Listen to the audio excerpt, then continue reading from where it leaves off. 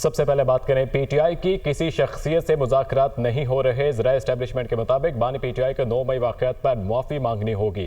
تحریک انصاف کے ساتھ کسی قسم کی کوئی ڈیل نہیں ہو رہی۔ اسٹیبلشمنٹ اپنے 7 مئی کے موقف پر قائم ہے۔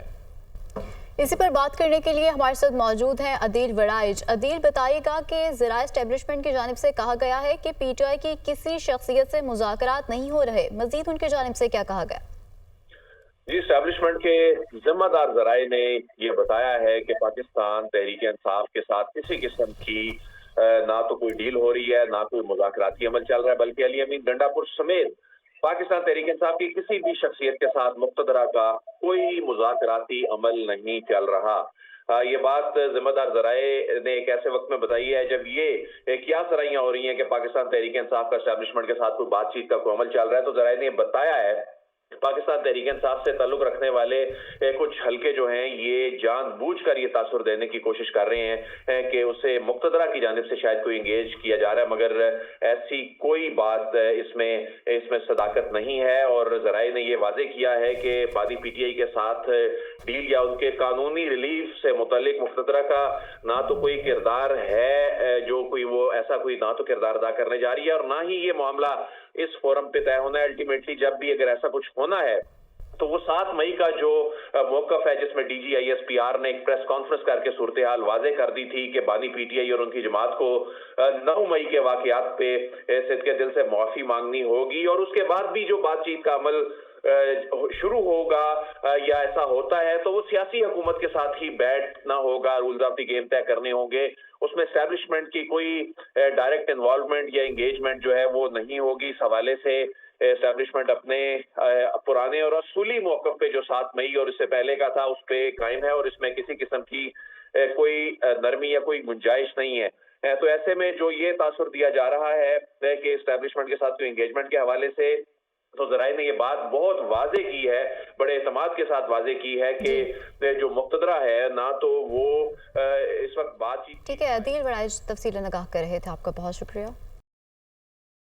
پی ٹی آئی کی کل احتجاجی کال اسلام آباد اور راولپنڈی کے داخلی اور خارجی راستوں کو بند کر دیا گیا۔ اسلام آباد کے تمام بس اڈے، موٹر ویز اور میٹرو بس سروس بند۔ ڈی چوک کو کنٹینر لگا کر مکمل طور پر سیل کر دیا گیا۔ راولپنڈی ڈویژن میں جلسے، جلوسوں اور اجتماعات پر دفعہ 144 کے تحت پابندی عائد کر دی گئی ہے، جبکہ لاہور کے بھی تمام داخلی اور خارجی راستے کنٹینرز لگا کر مکمل طور پر بند کر دیے گئے۔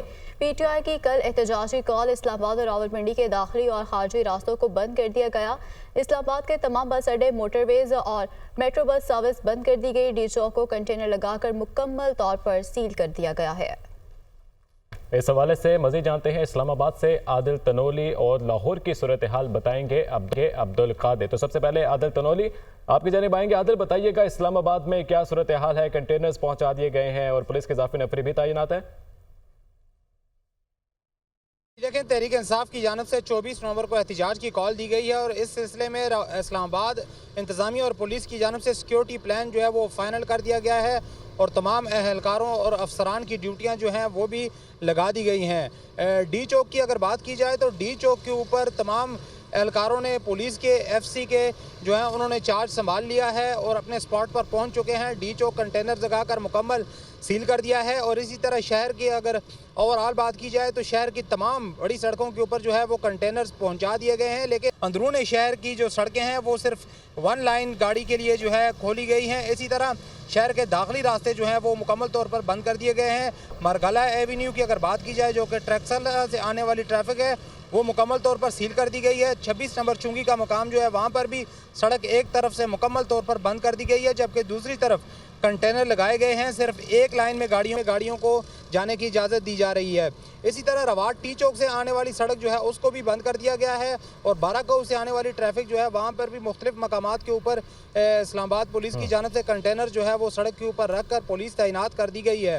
اسی طرح اندرون شہر کی مختلف شاہراہیں جو ہیں ان کے اوپر بھی کنٹینر جو ہے وہ رکھے گئے ہیں، کیونکہ آج رات مکمل طور پر شہر کو سیل کر دیا جائے گا۔ اسی طرح جو مکمل طور پر سیل کر دیا جائے گا۔ ٹھیک ہے، آپ ہمارے ساتھ موجود رہے گا۔ رخ کر لیتے ہیں لاہور کا، جہاں سے ہمارے ساتھ موجود ہیں عبدالقادر۔ عبدالقادر، بتائے گا لاہور میں کیا صورتحال ہے، حکومت کی جانب سے کیا انتظامات کیے گئے ہیں اور کیا سیکیورٹی پلان تشکیل دیا گیا؟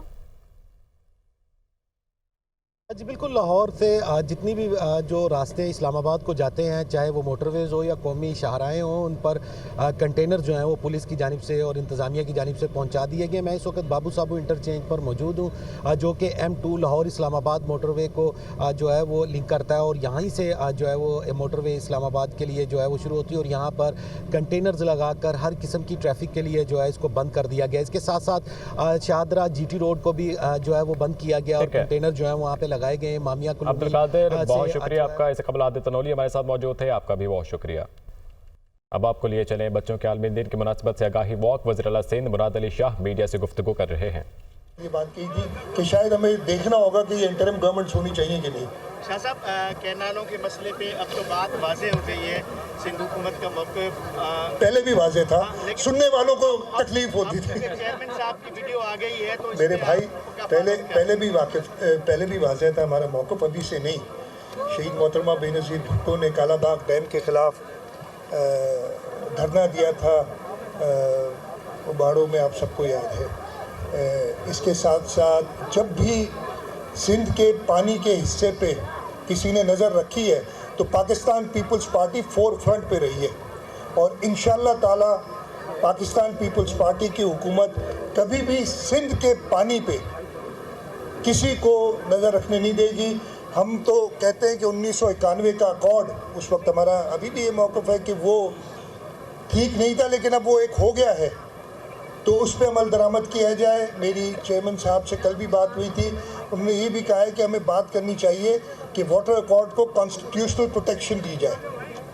تو یہ بڑا واضح موقع تھا۔ یہ انفارچونیٹلی وہ لوگ جو اس چیز کو خراب کرنا چاہتے ہیں، وہ ایسا تاثر پیدا کر رہے ہیں۔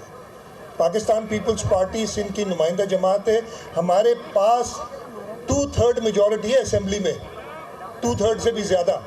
ہم 70% سے زیادہ لوگوں کے نمائندے ہیں صوبہ سندھ کے۔ تو آپ یہ بتائیں، یہ لوگ ہم پہ یقین کرتے ہیں، اور انشاءاللہ تعالیٰ پاکستان پیپلز پارٹی کی حکومت، جیسے میں نے کہا کہ سندھ کے پانی کے حصے کا ایک قطرہ بھی کہیں نہیں جانے دے گی۔ تعلیمی اداروں کی بات کر رہے ہیں، لیاری یونیورسٹی ہے، لیاری، وہاں کے ایک اکاؤنٹ افسر ہے رشید ملا صاحب، انہوں نے ہیراسمنٹ کا ان کو الزام ہے، انہوں نے پٹیشن فائل کر دیا، آپ بھی اس میں شریک ہیں، آپ کو بھی پیش ہونا ہے۔ مجھے پتہ نہیں ہے یار، یہ بتا لو نا یار۔ کیا کارروائی ہونے جا رہی ہے اب تو؟ مجھے پتہ، میں چیک کر لوں گا، مجھے اس کا علم نہیں ہے، مجھے علم نہیں ہے، میں اس کا چیک کر لوں گا۔ سی ایم صاحب، مسلم لیگ نون کے ساتھ جو پاکستان پیپلز پارٹی کے تحفظات تھے، بلاول بھٹو نے ایک کمیٹی بنائی ہے، اس میں آپ کو بھی کمیٹی میں شامل کیا ہے۔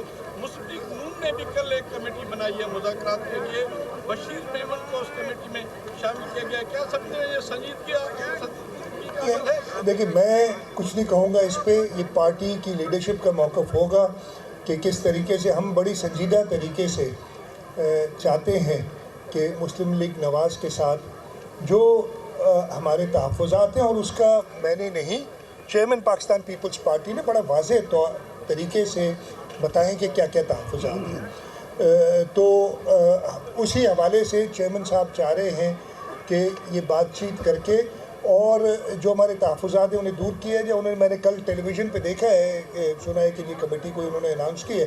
اب یہ پارٹی کی لیڈرشپ کا ہوگا فیصلہ کہ کس طریقے سے اس کو آگے لیا جائے۔ نے 2 سال سے کم کتابیں چھپے ہیں اور نہیں کی ہیں، جس سے بڑی تعلیم سندھ میں اس کو چیک کر لوں گا، آج کے دن پہ ایک چیز مجھے اچھا یاد دلا، میں شکر گزار ہوں، جہاں پہ ہم سب پوری دنیا انٹرنیشنل چلڈرن ڈے منا رہی ہے، اس کے ساتھ ساتھ اسرائیل کی جو بربریت ہے غزہ میں، لبنان میں، جو بچوں کی شہادتیں ہوئی ہیں اس بربریت کی وجہ سے، میں اس کی شدید الفاظ میں مذمت کرتا ہوں، اور دنیا سے کہتا ہوں کہ وہ اپنی طرف سے تو یہ انٹرنیشنل چلڈرنز ڈے منا رہے ہیں، لیکن اس دن ان بچوں کو ضرور یاد کریں۔ اور اب تو جو وزیر اعظم ہے اسرائیل کے، ان کو انٹرنیشنل کورٹ آف جسٹس نے، کرمنل کورٹ نے انڈائٹ بھی کر دیا ہے۔ تو مجھے امید ہے کہ دنیا اب اپنی آنکھیں کھولے گی اور اس ظلم اور بربریت جو چل رہی ہے इस पे एक्शन लेगी। सीएम साहब आखिर में ये बता दें, सिंध असेंबली ने एक करारदाद पेश की थी तलबा यूनियन के हवाले से, तो उसकी बहाली हम कर रहे हैं। हमने इसीलिए स्टूडेंट्स अफेयर का स्पेशल असिस्टेंट भी बनाया ताकि करें।